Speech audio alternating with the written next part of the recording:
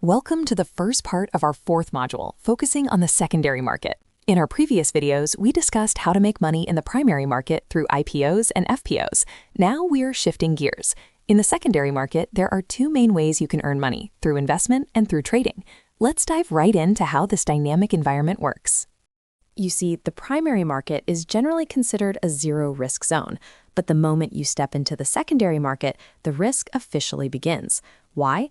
Because this is where we buy and sell shares of publicly listed companies. With thousands of buyers and sellers interacting every minute, it is completely normal for a company's stock price to fluctuate up and down constantly.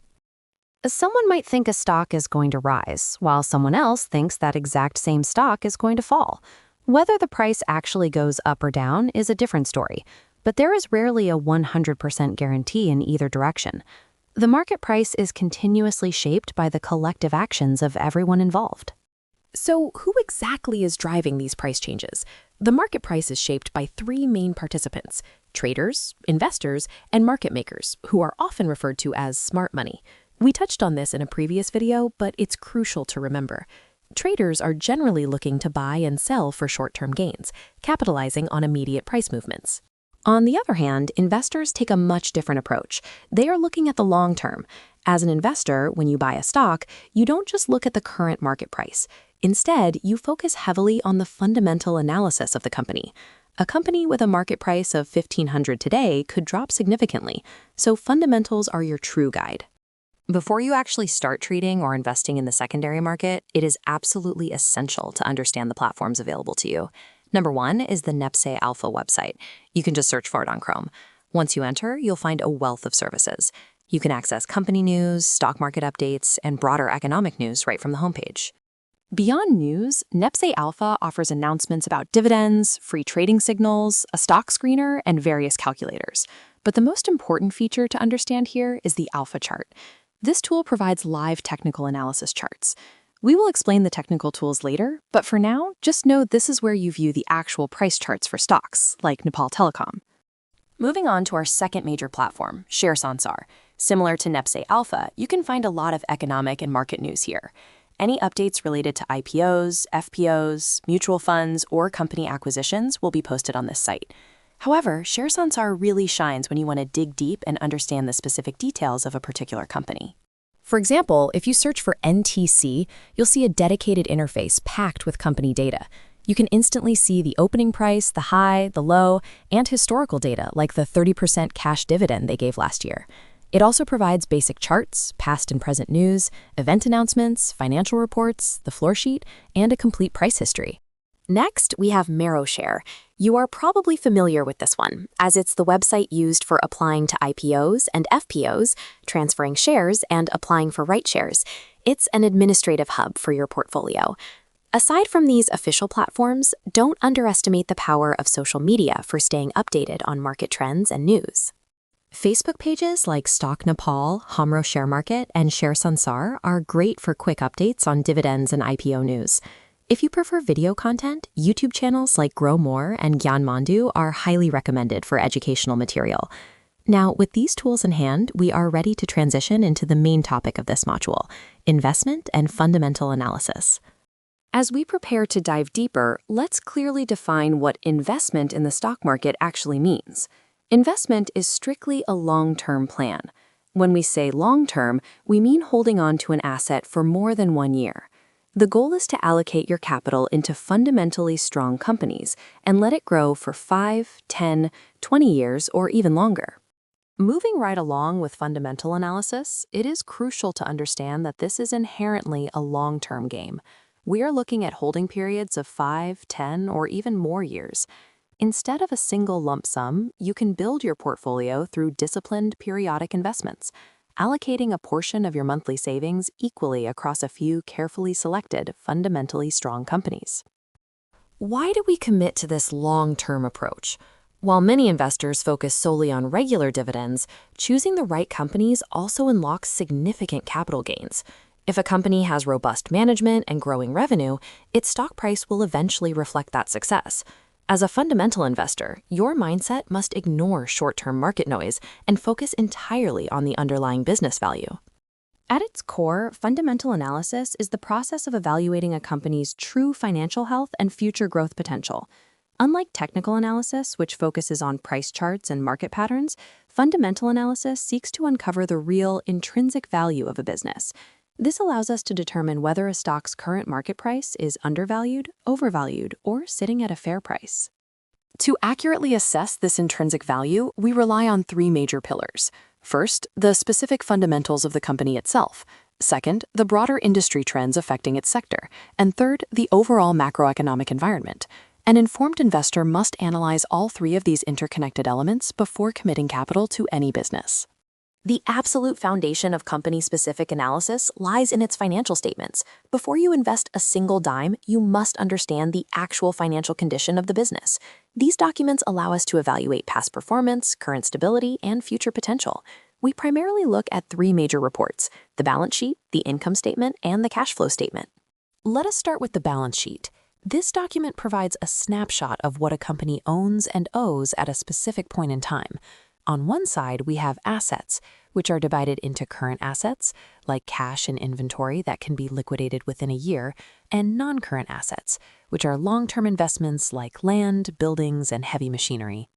On the other side, we have liabilities and equity.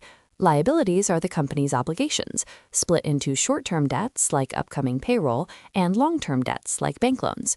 A critical check here is whether the company has enough current assets to cover its short-term liabilities. Equity represents the shareholder's actual investment, essentially the book value left over when you subtract all liabilities from total assets. Next is the income statement, often called the profit and loss statement. This tracks performance over a specific period. It starts at the top with revenue, the total money brought in from sales. As we move down, we subtract expenses, which include raw materials, salaries, rent, and marketing. What remains at the very bottom is the net profit or net loss. The income statement is crucial for identifying trends. Is the company consistently profitable? Are expenses being kept under control? For instance, if you see a company growing its revenue year over year, say from 10 crore to 15 crore and then 20 crore over 3 years, that indicates a highly scalable business model and excellent long-term growth potential for investors. Finally, we have the cash flow statement. This might be the most revealing document because it tracks the actual movement of cash in and out of the business. It is divided into 3 sections, starting with operating activities. This shows the cash generated or spent purely on daily business operations, like selling products, paying salaries, and purchasing raw materials. The other 2 sections are investing activities, which cover buying or selling long-term assets, and financing activities, tracking loans, share issuance, and dividends. Remember, profit on the income statement does not always equal actual cash in the bank. If a company shows massive profits but negative operating cash flow, it is facing a severe liquidity crisis, making it a highly risky investment. These 3 financial statements are deeply interconnected. The net profit from the income statement flows into the balance sheet as retained earnings, and the cash flow statement verifies if that profit actually materialized into real liquidity. By reading all 3 together, you gain a complete picture of financial health. Next, we will explore how to extract even deeper insights from these numbers using financial ratios. Moving right along in our fundamental analysis journey, we reach a critical set of tools: financial ratios. While reading financial documents can take time to master, once you understand these ratios, you will make much more confident and informed investment decisions. Let us break down the most important ones step by step. First up is earnings per share, commonly known as EPS.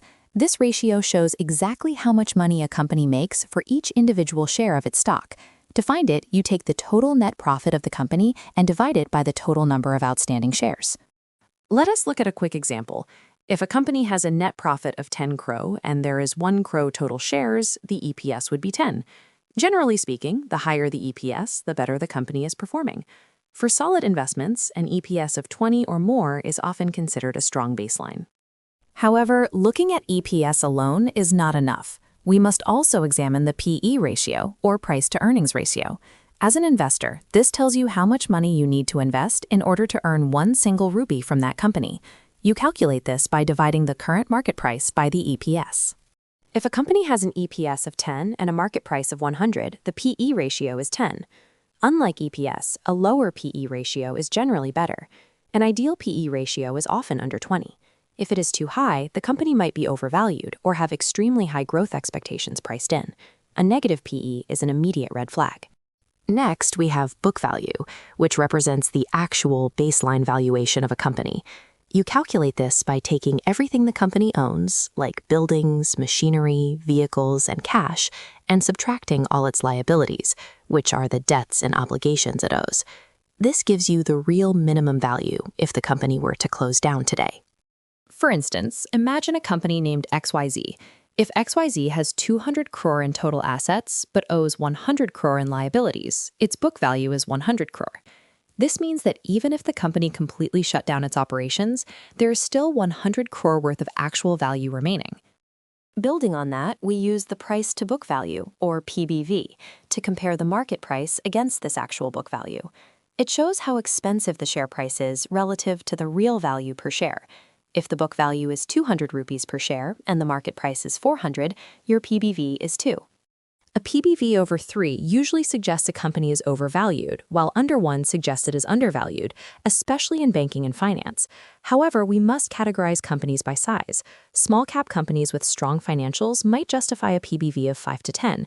Mid-caps usually sit between 3 and 5, and large caps generally hover up to 3, though bull markets can push these higher. Moving on. Return on equity, or ROE, measures how much profit the company generated using the shareholders' money. You divide the net profit by the shareholders' equity and multiply by 100 to get a percentage. A higher ROE is excellent because it proves management is effectively utilizing investor funds to grow the business. Next is the debt-to-equity ratio, which compares the company's borrowed money against its own money. It is calculated by dividing total liabilities by shareholder equity. A lower ratio means the company relies less on loans, making it a safer investment. Conversely, a highly leveraged company is heavily dependent on debt, which carries significant risk. We also need to look at the current ratio, which measures a company's capacity to pay off its short-term obligations. By dividing current assets by current liabilities, we see if the company has enough immediate resources to cover the debts due in the near future. A positive current ratio is a good sign for potential investment. To find all these ratios and financial reports, you can visit dedicated portals like Merrill-Lagani or ShareSensar. But remember, fundamental analysis does not stop at just numbers and ratios. We also have to evaluate the management team, corporate governance, competitive advantages, dividend history, and the broader macroeconomic environment, which we will dive into next. To gather all this necessary data, you can visit dedicated financial websites like Merrill-Lagani or ShareSensar to pull detailed company reports. These platforms are incredibly useful for getting a comprehensive bird's-eye view of a company's financial health before you decide to invest a single dime.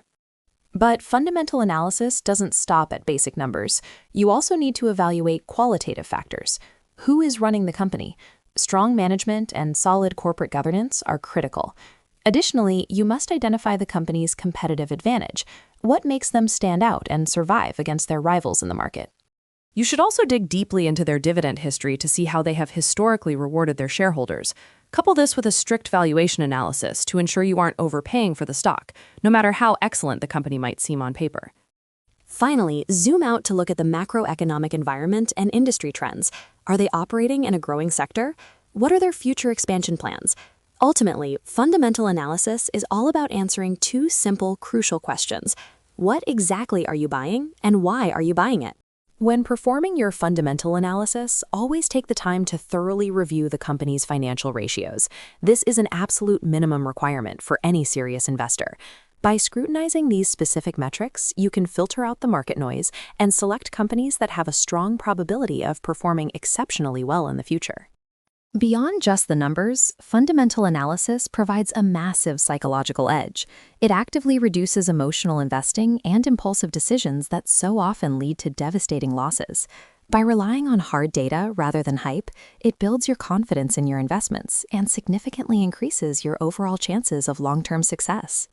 Now, understanding all these complex elements might take some time and patience. It is undeniably a steep learning curve. But once you master fundamental analysis, it will become the absolute most powerful tool in your arsenal for genuine wealth creation in the share market.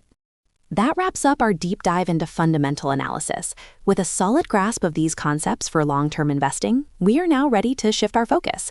Going forward, we will transition into the fast-paced world of trading. Remember your key takeaway.